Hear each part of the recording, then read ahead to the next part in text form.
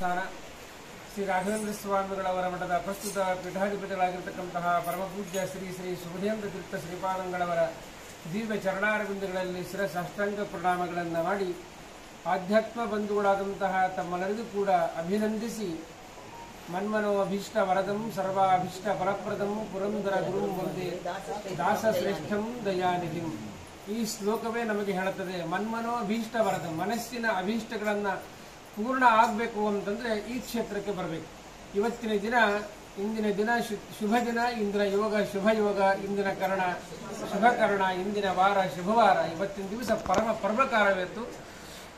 ಎಲ್ಲ ಪ್ರತಿಯೊಂದು ಕ್ಷೇತ್ರಗಳಲ್ಲಿಯೂ ಕೂಡ ಪುರಂದರದಾಸರ ಆರಾಧನೆ ಮಾಡ್ತಾರೆ. 3 ದಿವಸಗಳ ಕಾಲ ವೈಭವೋಪೇತವಾಗಿ ಮಾಡ್ತಾರೆ. ಆದರೆ ಪುರಂದರದಾಸರು ಮೂಲ ಸ್ಥಾನ ಅಂತಂದ್ರೆ ಇದೆ ಪುರಂದರ ಮಂಟಪ.